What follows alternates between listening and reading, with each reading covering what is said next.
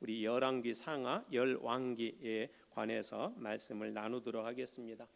말씀의 제목은 심은대로 거둔다, 심은대로 거둔다입니다. 우리 앞에 보았던 사무엘 상하에서는 중요한 인물 세 사람이 등장하는데요. 사무엘, 그리고 이스라엘의 초대왕 사울, 그리고 나라를 굳건하게 세운 다윗의 이야기가 들어있다면은 오늘 보게 된 이 열왕기에는 이제 또 다른 중요한 인물, 그 다윗의 아들 솔로몬으로부터 시작이 되어지는데요.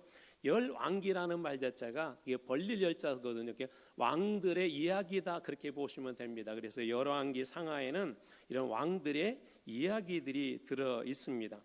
중요한 그 인물로는 여기 솔로몬, 그리고 이때 당시에 왕들의 이야기는 많은 선지자들이 등장하는데요.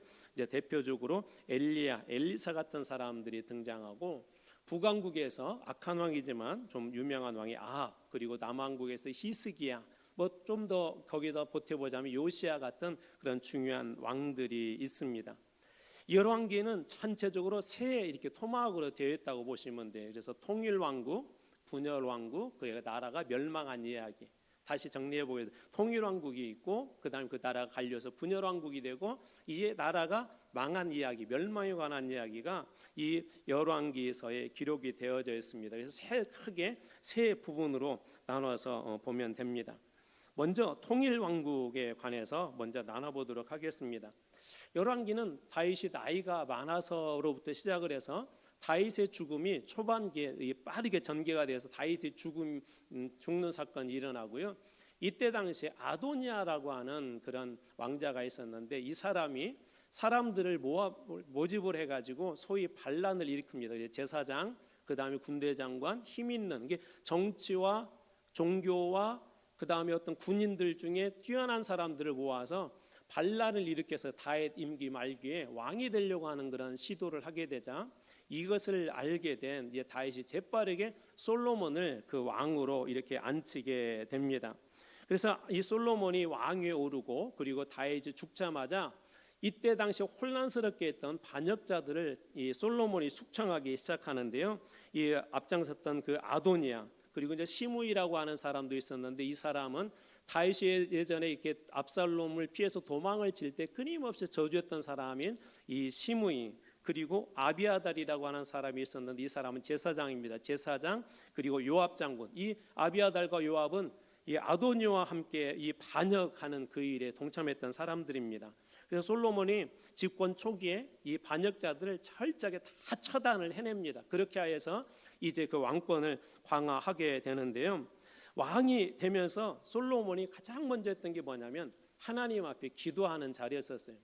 우리 왕의 자리는 높은 자리에 오르게 되면 우리 자칫 그런 것들을 놓쳐버릴 수가 있습니다. 높은 자리에 오르게 되면 하나님보다 그 자리에 연연하면서 그 자리에서 어떻게 사람들의 인기를 누릴까, 어떻게 사람들로부터 내가 더 이 힘이 있다는 걸 보여줄까, 그런 거에 얽매이기가 쉬운데, 솔로몬이 초창기에 잘한 것은 하나님 앞에 그렇게 기도하는 자리에 섰다는 것입니다. 그리고 잘하는 것처럼 일천번제를 하나님 앞에 드림으로 철저하게 하나님께 복종하고 하나님의 음성을 듣기로 원했고, 하나님의 말씀대로 그렇게 살기를 원했습니다.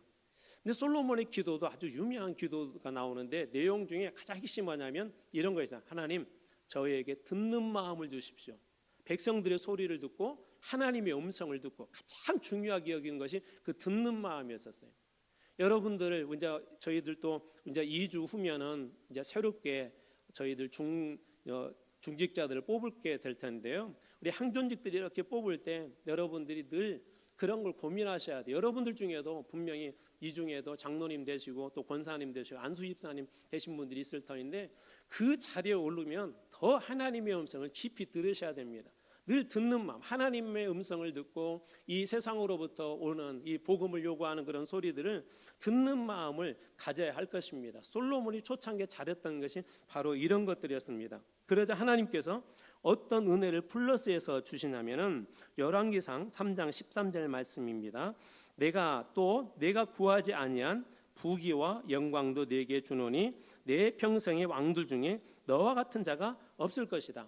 하나님 마음속에 이 기도가 너무 마음에 들었던 거예요. 솔로몬의 기도가 너무나도 마음에 이게 들다 보니까 하나님께서 구하지 아니하는 그런 부귀와 영광도 이 솔로몬에게 주고 평생에 너와 같은 자가 없을 것이다. 아주 뛰어난 왕이 될 거라는 그런 축복을 해주십니다.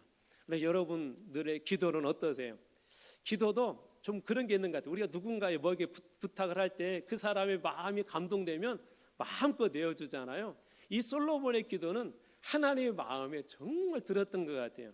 여러분의 기도는 어떤 것 같아요? 하나님께서 여러분 기도 이렇게 올려드리면 그 기도 기쁘게 받으시는 것 같습니까? 솔로몬은 하나님 앞에 그렇게 기도함으로써 이렇게 왕의 자리를 시작했고, 그렇게 해서 하나님께서 지혜도 주시고 부도 주시고 영광도 주셔서 이제 솔로몬의 초창기 사역은 아주 엄청나게 큰 힘을 얻게 되고, 그 힘과 그걸 통하여서 주변의 나라에까지 그 명성이 자자해지기 시작합니다. 그래서 솔로몬의 놀라운 그 영화의 시대가 시작되어지는데요. 이때 당시에 인구가 증가하고 평화로운 그런 이스라엘이 되고, 물질적으로도 축복해 주시고 군사적인 안정도 일어나고, 거기에다가 문학과 학문도 엄청 발전하게 됩니다. 이 솔로몬 때. 그래서 이 솔로몬에 관한 내용만 보더라도 열왕기상 4장 32절 33절 말씀을 제가 한번 읽어드리겠습니다. 그가 잠언 3,000가지를 말하였고, 잠언 3,000가지를 말했대요. 또 그가 만든 노래는 1,005편이며 이 엄청나게 많은 곡을 작곡한 것이죠. 또 33절에 보면 그가 또 초목에 대하여 말하되 레바논의 백항목으로부터 담에 나는 우술초까지 하고, 그가 또 짐승과 새와 기어다니는 것과 물고기에 대하여 말한지라. 식물동화, 동물동화 이런 것까지 이렇게 다 만들었던 사람이 이 솔로몬입니다. 이게 대단한 일들을 해낸 것이죠. 거기에다가 솔로몬이 정말 또 잘한 한 가지가 있는데요. 하나님 앞에 이 성전을 봉헌하는 일을 합니다. 그 아버지 다윗의 꿈이 성전 봉헌이었잖아요. 근데 하나님께서 다윗은 너무 피를 많이 흘렸기 때문에 다윗 너는 안 돼 하고 네 아들이 성전을 건축할 거야 했는데, 이 솔로몬이 또 하나님의 그 성전을 이렇게 봉헌합니다. 그리고 그렇게 순종하여서 다윗에게 약속하신 그 영원한 약속대로 이 솔로몬의 나라도 하나님께서 영원히 견고하게 하실 것이라고 이 성전 건축을 통하여서도 놀라운 축복을 주십니다. 그러니까 하나님을 귀히 여기고 성전을 귀히 여기게 될 때 솔로몬에게 이와 같은 그런 축복을 주신 거예요. 여러분들은 어떠세요? 우리 한마음교회 이 성전을 정말 사랑하세요? 우리 몸된 교회, 우리 성도들을 사랑하세요? 이 일을 기뻐한 그런 솔로몬에게 하나님께서 놀라운 축복을 주신 것처럼, 저는 여러분들이 주의 성전을 사랑하고 우리 주님을 사랑할 때 여러분들에게도 이 놀라운 영화로운 일들을 이루어 주실 줄로 믿습니다. 또한 이제 이런 소문들이 퍼지기 시작하자 주변의 나라들이 이 솔로몬이 도대체 어떤 사람이냐고 방문하기 시작했습니다. 그 중에 스바의 여왕이 방문했는데요. 방문의 목적을 성경에 보니까 시험하고자 방문했다 그렇게 되어 있습니다. 그래서 이제 솔로몬 앞에 나와서 여러 가지 문제들을, 특별히 어려운 문제를 내었는데, 이 솔로몬이 그 모든 것들에 다 대답을 하고 이 스바 여왕이 놀라운 그런 그 감동을 받습니다. 점점 더 솔로몬의 이후에 그의 나라가 부국해지고 부해지고 그다음에 강해지고 점점 더 축복받은 나라로 이 주변 세계의 이야기들이 퍼지기 시작합니다. 그래서 열왕기상 10장 23절에 보면 솔로몬 왕의 재산과 지혜가 세상의 그 어떤 왕보다 크더라. 솔로몬 왕의 재산, 지혜, 세상의 어떤 왕보다 크더라. 하나님께서 이 놀라운 축복을 이 솔로몬에게 주신 것입니다. 이때 우리가 한 가지 조심해야 될 것이 있습니다. 잘 나갈 때 조심하셔야 돼요. 운전도 언제 사고가 잘 난다고요? 이제 초보 딱지 떼고 이제 달리는데도 막 좀 약간 여유도 생기고, 옆에도 쳐다볼 수 있는 여유도 생기고, 또 사람들 소리도 들을 수 있는 그런 여유도 생기고, 초보 때는 누가 말해도 그 소리도 안 들리고, 옆에 차가 그냥 멀리 떨어져 지나가기만 해도 막 겁이 나가지고 운전을 조심조심 하는데, 어느 순간 익숙해질 때, 야 이제 이 정도면 운전 잘해, 그럴 때 큰 사고가 납니다. 우리 교회 안에서도 직분도 마찬가지입니다. 여기는 어떠한지 모르겠는데 제가 예전에 섬겼던 교회에서는 제가 직접 목격을 했는데요. 이 안수 집사님 때는 정말 교회를 잘 섬기셨어요. 막 이 목사님들한테 이렇게 잘 섬기셨는데, 장로님이 되시고 나서는 그때부터는 막 모든 걸 막 지적을 하는 거예요. 이것 지적하고 저것 지적하고, 목사님들 막 이렇게 지적하고, 설교가 어떻다는 둥, 뭐 교회가 왜 그러냐는 둥, 또 당회가 왜 그러는 둥, 오히려 섬기기보다 부족함을 채우기보다 계속 그런 일들을 하는 것입니다. 여러분, 교회의 직분자들은 어떤 역할로 세워주신 거냐면 하나님께서 마치 우리 남편에게 아내를 줌으로 부족한 부분을 돕는 배필로 세워주신 것처럼 직분자들은 목회를 도와주시는 분들입니다. 함께 협력하여서 목회자의 부족한 부분을 채워주고 때로는 그 부분을 뒤에서 응원해주기도 하고 같이 동역해주기도 하고 그렇게 산몸이 되어 우리 중직들이 움직여져야 교회는 힘을 얻습니다. 그런데 중직이 되고 나서 만약에 그 순간부터 다른 길로 자꾸 생각하게 된다면은 그 순간 교회라는 공동체들은 금이 가기 시작합니다. 오늘 솔로몬도 지금 그런 위기 속에 갑자기 어느 순간부터 빠져들기 시작하는데 솔로몬의 이 부귀와 이 영화와 그 힘과 능력과 지혜가 엄청나게 커졌을 때 그때부터 솔로몬이 타락을 하기 시작합니다. 우리는 보통 안 될 때는 긴장을 해요. 사업이 안 될 때는 막 기도도 해요. 우리 자녀들이 어려움이 있으면 하나님 앞에 기도도 해요. 그런데 자녀들의 문제가 다 풀리고 인생의 문제가 풀리고 나면 어느 순간부터 기도의 자리를 멀리 해버립니다. 어느 순간부터 교회에 섬기는 일들을 멀리 해버리게 됩니다. 많은 사람들이 그러한 그 유혹에 넘어가 버리고 맙니다. 그렇게 되면 어떻게 됩니까? 모든 것을 다 쏟아버리는 거예요. 하나님께서 주신 은혜들을 여러분 다 쏟는 것입니다. 이 솔로몬이 그렇게 하나님께서 은혜를 주셔서 나라도 강하고 하나님께서 은혜를 주셔서 물질적으로도 부유하고 하나님께서 은혜를 주셔서 지혜로운 사람이었었는데 그 다음부터는 인간적인 머리를 쓰기 시작합니다. 어떤 머리를 쓰냐면 이방의 나라들과 소위 결혼 동맹을 맺습니다. 결혼 동맹. 그래서 이방의 공주를 데려다가 아내를 삼고 그 아내를 삼게 되면 공주가 이 솔로몬 나라에 있기 때문에 함부로 그 나라를 쳐들어오지 못하게 했죠. 그동안 하나님이 지켜주시고 하나님이 강하게 해주시고 하나님께서 그 나라를 축복해 주셨는데 이제는 솔로몬이 자기 지혜로 나라를 안정화를 이루려고 한 거예요. 그러다 보니까 어떤 이방의 이 공주들이 솔로몬에게 시집 오르게 됐냐면 모압, 암몬, 에돔, 시돈, 헷 등 각종 그 주변에 있었던 나라들, 우상을 섬기는 나라의 공주들이 다 시집 오르는데 가장 결정적인 문제가 한 가지가 있었습니다. 이 사람들이 시집을 올 때 그냥 몸만 온 것이 아니라 자기들이 섬기던 신을 다 가지고 옵니다. 다 가지고 와요. 그래서 열왕기상 11장 8절 말씀 보면 그가 또 그의 이방 여인들을 위하여 그와 같이 한지라 그들이 자기의 신들에게 분향하며 제사하였더라. 예루살렘에 그라는 거룩한 성이 하나님께서 축복하시는 거룩한 예루살렘이 우상들의 만물상이 되어버린 거예요. 우상들이 그곳에 와가지고는 이방의 이 공주들이 솔로몬의 아내들이 우상을 섬기는 일을 열심히 합니다. 그렇게 하여서 이 솔로몬 왕국이 하나님의 왕국이 아니라 우상의 왕국으로 바뀌어 버린 것이죠. 여러분, 하나님이 주인되지 않고 하나님 앞에 온전한 예배가 있지 아니하고 하나님이 중심되지 아니하면 어느 순간 우리의 생각이 우상이 될 수도 있고 우리가 가지고 있던 힘이 우상이 될 수도 있습니다. 직분도 여러분 우상이 될 수가 있습니다. 이런 일들을 철저하게 스스로 경계하고 내 몸을 쳐서 말씀 앞에 복종시키고 예수 그리스도의 은혜 속에 풍덩 들어가야만이 우리는 이 은혜를 계속해서 누릴 수 있지, 자칫 잘못하게 되면 이런 우상에 빠질 수 있음을 이 솔로몬이 보여준 것입니다.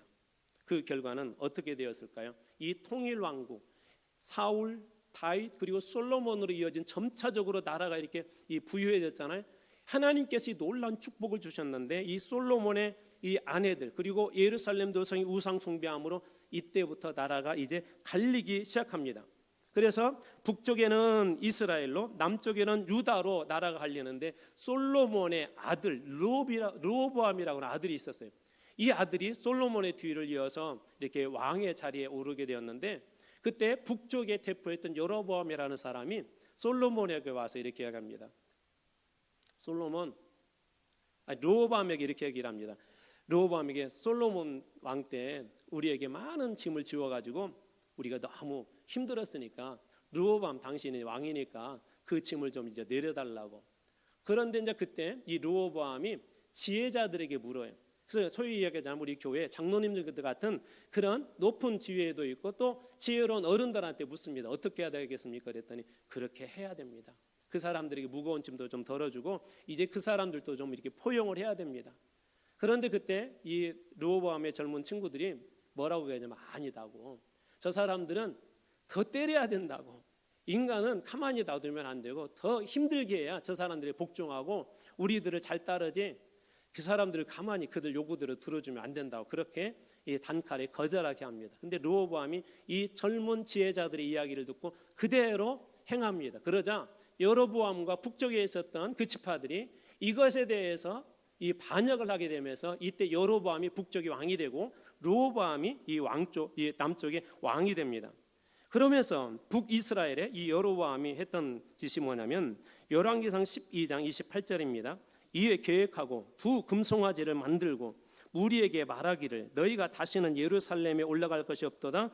이스라엘아, 이는 너희를 애굽 땅에서 인도하여 올린 너희 신들이라 하고, 출애굽 당시에 이 했던 그 짓 아닙니까? 우상 숭배함으로 엄청나게 이 이스라엘이 그때 곤욕을 당하고 하나님께 진멸해 버리겠다고 모세의 중보기도 때문에 겨우 살아났던 그 똑같은 행태를 이 여로보암이 하는데, 금송아지를 만들어 놓고 이것이 너희를 애굽 땅에서 인도하는 하나님, 여호와 하나님이라 그렇게 이야기합니다. 그런데 그것도 저 북쪽에 단한 그 단이라는 지역에다가 하나 그 제단을 만들고 신전을 만들고, 남쪽에는 베델이라는 곳에 신전을 만듭니다. 그래서 예루살렘에 가서 하나님을 예배하지 못하도록 철저하게 차단을 해버립니다. 그리고 금송아지에게 쉽게 우상 숭배할 수 있도록 두 곳에다가 그 신전을 세워서 금송아지 신전을 그렇게 세우게 됩니다. 이 북왕국 이스라엘은 이렇게 여로보암이 우상을 세움으로 그렇게 출발을 했는데요. 그럼에도 불구하고 하나님께서 약간의 기회를 주셨습니다. 그 기회가 뭐였냐면 오므리 왕조라고 하는 그런 왕조가 이렇게 오므리 때부터 이제 탄생을 했는데, 쉽게 얘기하면 그 집안이에요. 오므리 집안 사람들이 이제 왕이 되는데, 이 오므리를 뒤를 이어서 아합이라고 하는 그 유명한 그 왕이 되는데요. 이 사람이 사마리아를 수도로 삼고 이 사람도 주변 국가와 이렇게 동맹을 맺습니다. 왜냐하면 이제 초창기이고 이 여전히 남유다라는 나라가 있고 주변의 나라들의 위협이 있다 보니까 그 나라들과 이 동맹을 이렇게 맺어요. 또 거기에다가 왕성한 무역 활동을 이렇게 하기도 하고, 또 힘이 있을 때 모압이란 나라 같은 나라에 이렇게 정복을 하게 됩니다.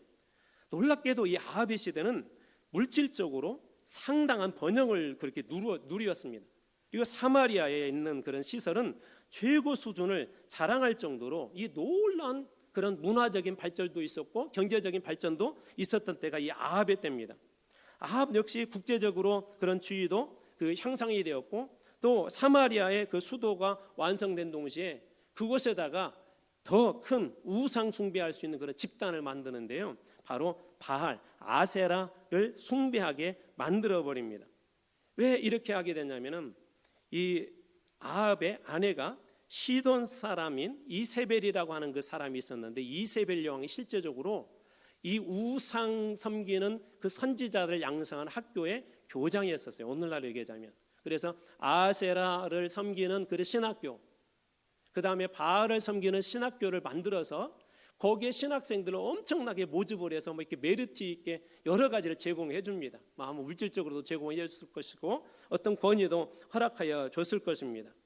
그 일들을 누가 했냐면 바로 이 아합의 아내인 이세벨이라는 사람이 했습니다. 그리고 아합의 뒤에는 늘 정치나 그 일 뒤에서 이 이세벨의 모든 것에 이렇게 관여를 해요. 관여. 대표적인 사건이 나봇의 포도원 사건인데요. 어느 날 이 아합 왕이 이 왕궁 옆에 있는 나봇의 포도원이 너무 마음에 든 거예요. 막 포도나무들이 보니까 튼실하고 포도 열매를 잘 맺고 있으니까 그것을 이렇게 가지고 싶어서 막 이게 안달이 난 거예요. 근데 그때 이 이세벨이 꾀를 내어 가지고는 거짓 소문을 퍼뜨리기 시작합니다. 이 나봇이라는 사람이 왕을 반역하려고 한다 해서 그 사람을 반역죄로 처단해서 죽여버리고, 그리고 그 땅을 억지로 취하게 됩니다. 그래서 이 아합의 뒤에 늘 이세벨이라고 하는 이 사람이 끊임없이 아합을 조종하고 있었던 것이죠. 그래서 열왕기상 16장 31절에 보면 느밧의 아들 여로보암의 죄를 따라 행하는 것을 오히려 가볍게 여겼다. 아합이 그랬다는 거예요. 시돈 사람의 왕 옙바알의 딸 이세벨을 아내로 삼고 가서 바알을 섬겨 예배하고, 이제는 이것이 하나님이다. 금송아지도 아니고 이제는 업그레이드해서 바알을 갖다가 하나님이라고 앞장서서 이들이 그렇게 하나님이다 하고 바알을 갖다가 숭배하기 시작합니다. 이때 짠하고 등장한 한 선지자가 있었습니다. 그 사람이 여러분들이 잘 아는 엘리야예요. 엘리야. 불의 선지자, 하나님께서 엘리야를 보냅니다. 여러분들이 잘 아는 선지자들은 대부분이 바로 이 왕국 시대 때 이 특별히 분열왕국 때 이 선지자들이 대거 등장합니다. 왜 그럴까요?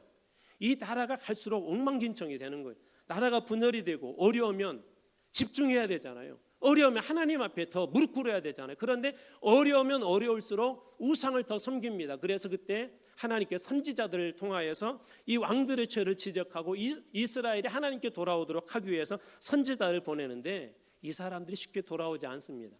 아합 시대 이 엘리야 역시 마찬가지입니다. 그는 불의 선지자로 불릴 정도로 탁월한 정말 영적인 능력이 있는 그런 선지자였는데요.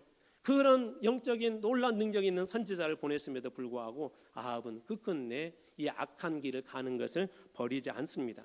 열왕기상 18장 19절입니다. 그런즉 사람을 보내 온 이스라엘과 이세벨의 상해에서 먹는 바알의 선지자 450명과 아세라의 선지자 400명을 갈멜산으로 모아 내게로 나오게 하소서. 소위 이 갈멜산 영적 전투 1대 850명 이 이방의 제사장들과 그리고 이 엘리야 혼자 이 이방의 제사장 850명과 이 갈멜산에서 제단을 쌓고 누가 참신인지 한번 대결해 보자 하는 이 영적 대결의 현장으로 이 엘리야가 초청을 합니다. 아합에게 인편을 보내서 다 나오게 해달라고. 그렇게 해서 이 유명한 엘리야의 그 갈멜산 영적 전투가 그렇게 시작됐던 것이죠. 그곳에서 이 850명의 선지자들이 전부 다 거짓임을 이렇게 드러나게 되고 전부 다 죽임을 당해. 그래 다 죽임을 당했음에도 불구하고 아합은 여전히 돌아오지 않았습니다. 그래서 결국 이 옴리 왕조가 쇠퇴하고 두 번째 예후라고 하는 그런 왕조가 이 북왕국에 등장하는데요. 예후의 자손들이 그 왕이 되었다는 이야기로 보시면 됩니다. 그런데 이때도 어떠한 상태가 계속 이어지냐면 극심한 타락과 호화스러운 생활로 민심들의 불만이 점점 더 이렇게 커져갔습니다. 아합의 때 주변의 나라로부터 여러 가지 조공도 받고 해서 어느 정도 큰 그런 부를 이루었던 것들도 주변의 나라들도 끊어지면서 그런 부도 점차적으로 줄어들기 시작을 하게 되고 물질적인 그런 번영의 주요 원천들을 상실함으로 어려움 속에 점차적으로 이렇게 거하게 됩니다. 그런데 그럼에도 불구하고 정신을 깨닫지 못하고 이 예후 왕조의 그런 왕들은 자기 자신의 욕심을 채운 일에 몰두합니다. 백성들의 삶은 이제 상관이 없어요. 더 타락한 거죠. 백성들은 어렵거나 힘들거나 상관없이 왕들과 그 왕족들의 배를 불리기 위해서 여러 가지 모양으로 막 세금도 걷고요. 막 힘들게 합니다. 그러니까 백성들 사이는 얼마나 힘들겠어요. 그래서 이제 이때 당시에 보낸 대표적인 선지자 한 두 사람을 들라고 한다면 첫 번째로 이 아모스 편중된 부에 대해서 이 아모스가 가서 선지자로서 질책을 합니다. 그리고 여러분이 잘 아는 호세아도 이때 당시에 등장해서 그 왕족들을 향하여서 비판을 하죠. 그 피 흘림의 대가를 당신들이 반드시 받을 것이다 라고 그렇게 호세아 같은 선지자를 통해서 계속해서 경고를 합니다. 돌아왔을까요? 돌아오지 않았습니다. 여러분 죄라는 것은요 이만큼 뿌리가 한번 깊이 박히지 않아 쉽게 뽑히지 않습니다. 그 끝내 이 멸망을 하면서도 죽으면서도 그것을 놓지 않습니다. 반지의 그 제왕의 저는 그 장면이 지금도 이렇게 잊혀지지 않습니다. 골룸이 계속해서 이 반지를 뺏으려고 하잖아요. 그래서 마지막 순간에 이제 반지를 갖다가 던져버리면 저 불구덩이 속에 저 용암 속에 던지면 다 이 모든 그 반지의 능력이나 그게 사라질 것이라고 그렇게 믿고 던지려고 하는 순간에 골룸이 잡아채잖아요. 그리고 싸우는 중에 골룸이 그 용암 속으로 떨어지는데요. 뒤에서 용암이 펄펄 끓고 있는데 반지를 쥐고 활짝 웃고 있습니다. 내가 세상의 모든 그런 권력과 힘을 내가 다 쥐었어. 단 1, 2초 후에 죽는다는 것도 모르고 그렇게 죽어가는데도 권력을 붙잡았음을 그 힘을 붙잡았음을 이렇게 기뻐하면서 활짝 웃으면서 용암 속으로 떨어지는 그 장면을 저는 지금도 잊을 수 없습니다. 여러분 이것이 인간의 미련함입니다. 하나님께서 우리에게 여러 가지 모양으로 때마다 메시지를 주세요. 어떤 때는 이런 모양으로 메시지를 주시고 어떤 때는 저런 모양으로 메시지를 왜 그럴까요? 살리기 위해서. 의사 선생님들이 메시지 주잖아요. 병원에 가면 이렇게 해야 됩니다. 이렇게 하면 안 됩니다. 왜 그렇게 하죠? 살리기 위해서 그러는 거예요. 하나님은 내 말씀으로 우리들에게 계속 이렇게 우리의 심장을 두드릴까요? 우리의 생각을 두드리실까요? 살리기 위해서 하나님께서 그렇게 하신 것입니다. 이렇게 수많은 선지자들 보내주었음에도 불구하고 이 북왕국 이스라엘의 왕들은 점차적으로 이렇게 타락해 갑니다. 그리고 결국은 어떠한 형태까지 이어지게 되냐면 마지막 왕들은 서로 죽이면서 왕이 돼요. 죽이고 나서 왕이 됐는데 또 죽임을 당하고 또 다른 사람이 왕이 되고, 이런 비극적인 역사가 계속해서 마지막 순간에 이루어집니다. 예를 들자면 열왕기하 15장 10절 말씀입니다. 야베스의 아들 살룸이 그를 반역하여 백성 앞에서 쳐 죽이고 대신하여 왕이 되니라. 죽이고 또 죽이고, 죽이고 또 죽이고, 이런 일들이 계속해서 일어난 것입니다. 거기에다가 이 이스라엘의 죄악에 대해서 하나님께서 17장에서 여러 가지 모양으로 경고하고 계시는데, 여호와의 명령을 버리고 다른 신들을 섬기는데요, 심지어 이런 악행도 주저하지 않고 행했습니다. 열왕기하 17장 17절입니다. 또 자기 자녀를 불 가운데로 지나가게 하여 복술과 사술로 행하고 스스로 팔려 여호와의 보시기에 악을 행하여 그를 경노하게 하였으므로, 자기 자식을 불 가운데 지나가게 함으로, 제가 얘기했었잖아요. 청동으로 이렇게 우상을 만들어 손을 이렇게 내밀고 있는데 이 안에가 텅 비었어요. 그래서 뒤에서 불을 떼게 되면 이 청동이 붉게 막 이게 달아오릅니다. 그런데 거기에다가 자기 어린 자식을 올려서 제물로 드리는 거예요. 별로 안 무서우세요? 막 이게 청동 뒤에서 이렇게 불을 떼다 보니까 이 손끝까지 막 붉게 막 이게 변해가지고 그 겉에만 가더라도 살이 탈 정도로 뜨거운데 그 위에다가 자식을 올려 이게 불 가운데 지나가게 하는 거예요. 우상을 그렇게 자기 자식을 죽이면서까지도 섬기는 그런 악행을 이스라엘이 행합니다. 아무리 선지자가 나가서 지적을 해도 깨닫지 못하는 거예요. 진짜 하나님이 참신이라고 그렇게 이야기해도 깨닫지 못하고 약행하는 일들을 이 이스라엘이 끝까지 버리지 않습니다. 결국 BC 722년에 호세아라고 하는 마지막 북왕국 이스라엘의 왕, 그 왕의 때에 왕 호세아 9년 아수르의 살마네셀이라고 하는 그 왕에 의해서 이 북왕국 이스라엘은 멸망당하고 맙니다. 여러분, 죄의 끝, 악의 끝은 멸망밖에 없습니다. 그러나 하나님께서 주신 우리의 생명, 말씀, 은혜, 구원의 그 끝은 여러분 생명의 능력이 나타나게 된다는 여러분 믿으시기 바랍니다. 죄는 반드시 멸망당하게 되어 있어요. 잠시 동안은 이기는 것처럼 보이지만 반드시 이 멸망당하게 됩니다.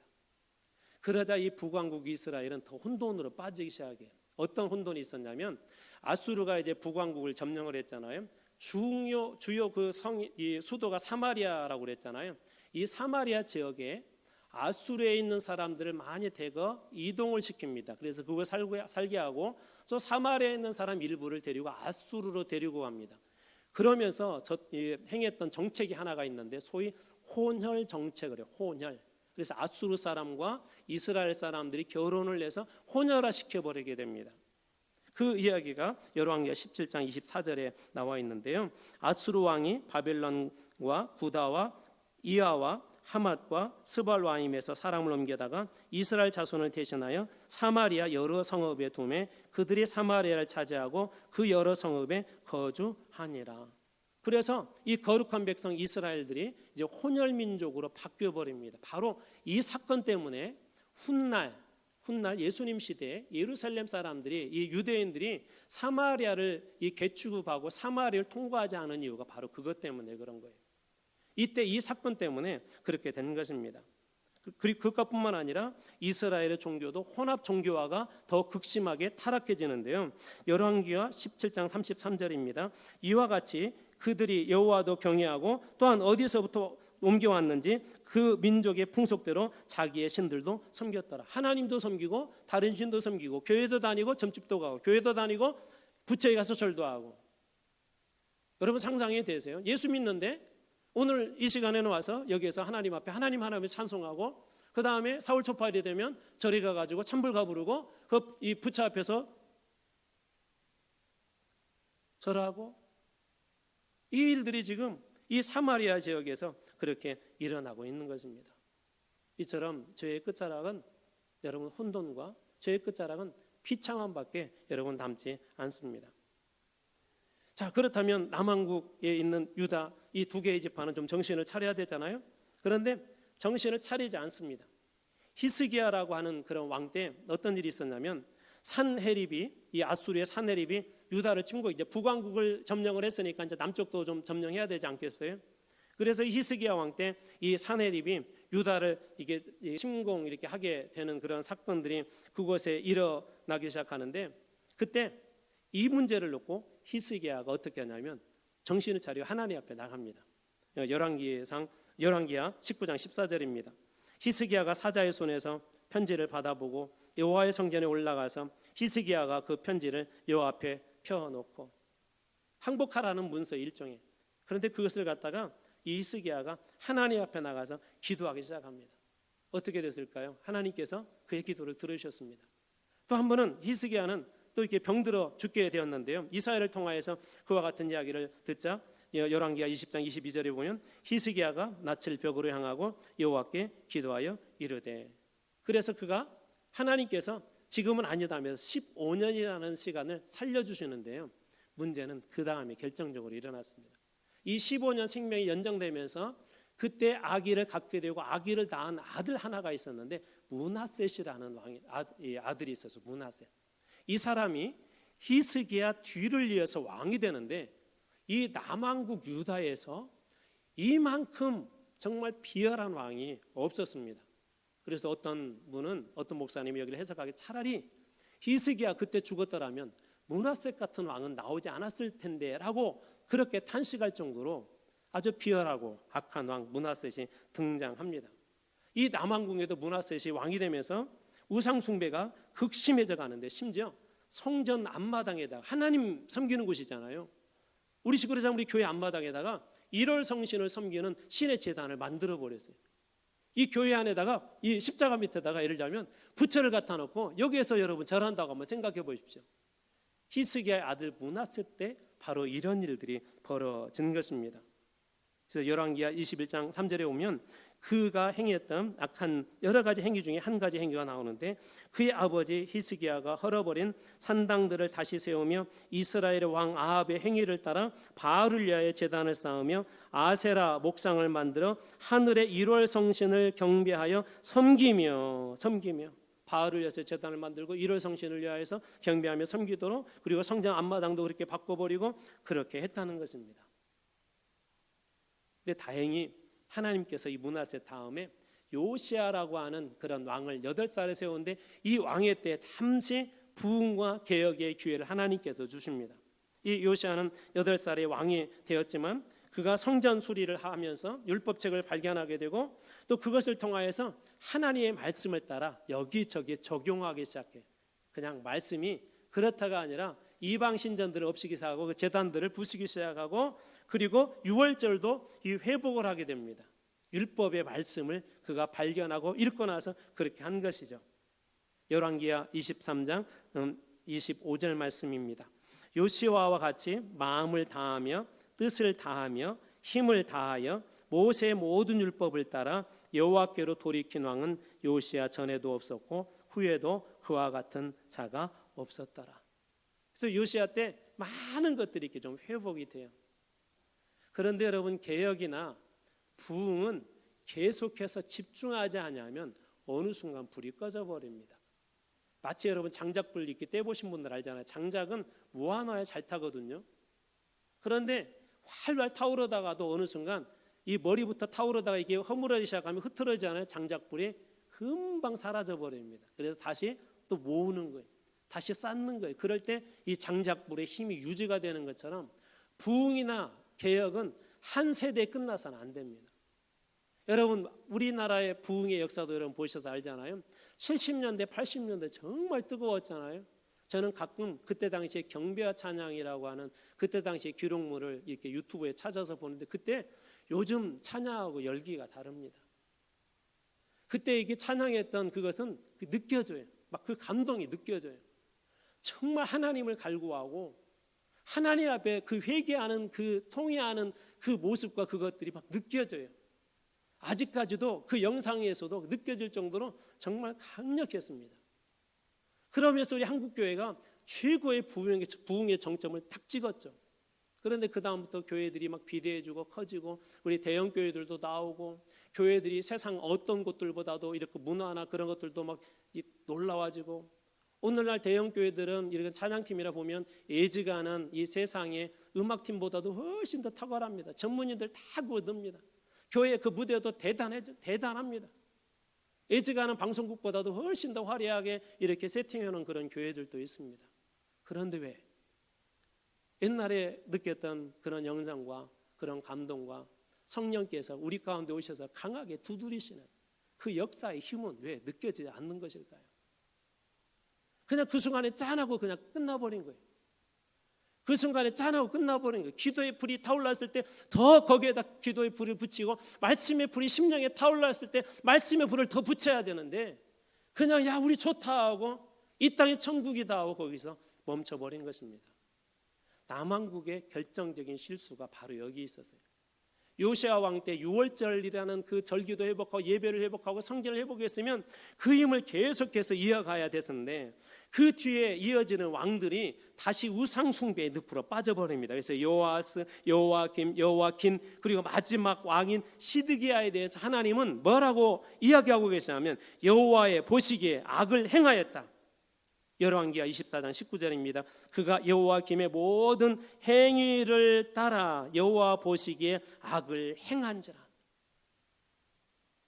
요시야 때 그냥 반짝 빛나고는 그 다음부터는 우상 숭배하는 일, 그래서 하나님 보시기에 악을 행하는 그런 일들이 그들에게 계속해서 일어났던 것이죠. 결국은 BC 586년에 바벨론의 침공으로 이 예루살렘도 남유다도 망하고 맙니다. 그래서 성벽이 무너지고 성전이 다 불타서 없어지고 성전에 있는 보물들이 다 빼앗겨서 바벨론으로 옮겨집니다.